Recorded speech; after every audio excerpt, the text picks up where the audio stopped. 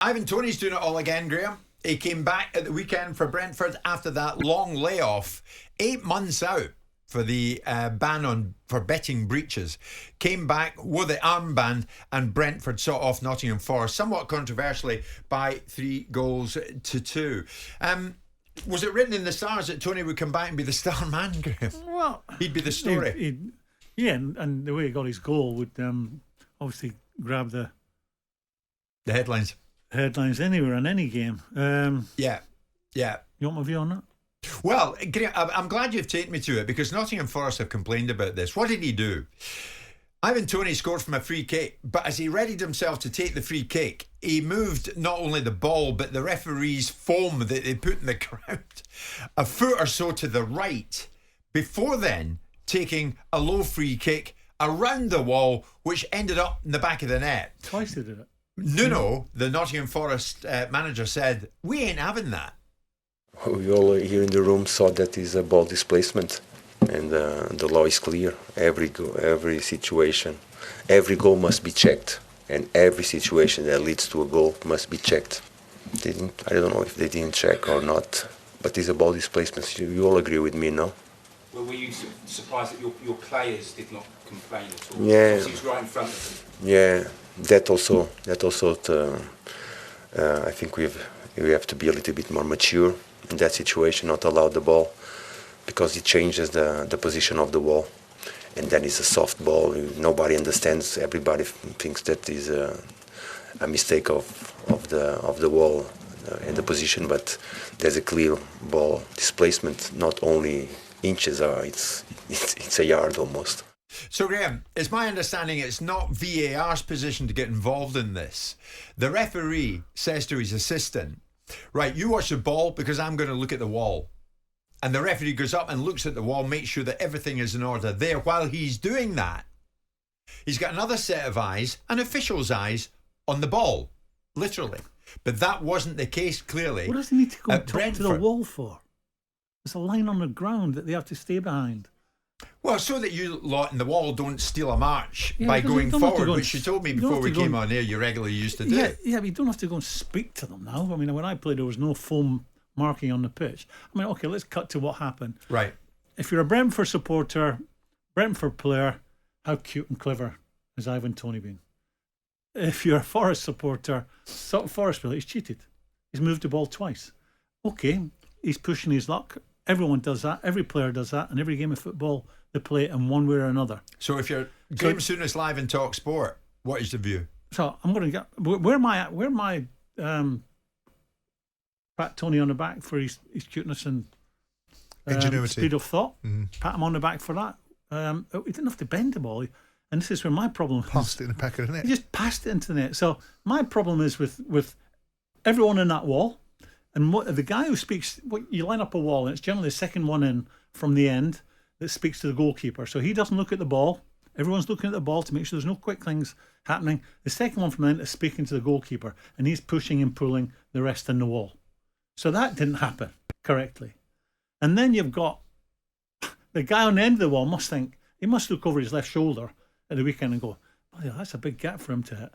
And then you've got Hudson-Odoi, who's like 2 yards off with nobody on the outside of him. Why does he not join the wall? And when the ball struck, not with any real force, he's dangling his right leg. "Oh, don't hit my leg, it might hurt." Just flicks his boot. It just waves a leg at it. Yeah. So my real criticism is not for Toney. The real criticism is for the defenders and the goalkeeper in that situation for Forest. They need to work on that. That's putting it politely. So you think there's real cute opportunism on the part of Toney? But that's a professional game at the highest level. You're looking for small margins all the time. I'm going to say the vast majority of players cheat every game they play now, anyway, by trying to buy fouls, by trying to influence the referee. When was the last time a free kick was taken from the right spot? When was the last time that you had the ball? I mean, if players have moved from putting the ball inside the diagonal on a corner to actually only touching a tiny little bit of the. Hang on, when have we joint. ever seen a player on the pitch move the foam? Well, because we've only had foam for a period of time, haven't we? I mean, come on. We can't go back and look about what we've done historically, because foam's only been around for 2 or 3 years. Yeah, I mean, Graeme, are you in the camp that goalkeepers should always be able to see the ball from a free kick? No, but what you're setting up, so the goalkeeper is setting a wall up. because he can't be on both sides of the goal. He's setting the wall up knowing nothing can go through that because that's a solid block. I mean, I come back to it. Toney didn't have to bend the ball. No, he just passed it into the net. So surely, if you're a defender in that situation, and that will not have been his first rodeo, that last defender, he must see where he is. He must get his bearings. He's looking at the ball. He's looking over his left shoulder. That's a hell of a gap. Well, this is the observation that Nuno was Having making. said that, defending. Graham, how dare players or ex-players, sorry mate, but this is coming, criticise officials when this is the attitude? But officials are Players aware. cheat all the time. But They'll do anything because it's clever and it's cute.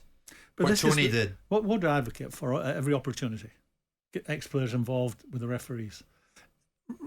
That is a professional game. I assume it's the professional, the way in every professional sport. People are always looking to, push the boundaries.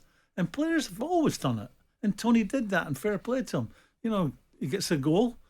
I'm just amazed that we're talking about the Premier League and a goal being scored like that, because you have to think that players are better on that But when it that comes was to what he was defending. saying. I think Nuno Espirito Santo was saying about the maturity, which is the Forest players seeing what's going on, being switched on and doing something about challenging what Toney was doing. right. And you talk about the officials, and I'm always on the camp of supporting the officials against the endless simulation and adjusting of the opportunity by the players. But you just made the description, which is two people had two jobs. The linesman had the job to watch the ball, and the referee had to watch. So why did the linesman do his job? That's a very good point. That's the end of the discussion. But your argument, Graham, is it's part of the player's role to kind of Push the envelope. push the envelope, every opportunity. take it to the brain. And And, the this was referees- the cutest of the cute on The Toney's part. referees don't understand the game. Don't understand the finer points. They know the rule book from the first page to the last. Going back to what we're talking No, about. in some cases, the referees don't just don't appreciate or understand. recognise cheating. they're just not aware of it. It's nothing to do with the game. I can watch a game from the stand and watch two players colliding from 50 yards away. I can tell you who's committed the foul. They can't. Go back to Calvert-Lewin the other day where he gets sent off. That was not a sending off. Yeah, it might help if the player didn't roll around like he'd been No, shot. but that's another Okay. form of cheating. But we're all. I think that's everyone in this clever. room would be more than happy if you're going to advocate for more players being involved in it. Let's have a big long list of players that want to do that, and would be all happy to see it, all being trained up to be referees or be VAR officials, and everyone would be delighted. No one would resist it because we'd see it as a solution. And it's got nothing to do with understanding the game. In a challenge perspective, in this perspective, this has got everything to do with diligence. It's got nothing to do with understanding the game. If a player moves a ball from where it should be kicked, it doesn't take an official of any competence to go move it back. I don't understand why the official has to tell the linesman to watch what they're doing with the ball, because I'm going to go up and speak to. Because he's up at the Let's wall, making sure go through you a lot sequence. don't cheat. Let's go through a sequence. Foul's given. The referee.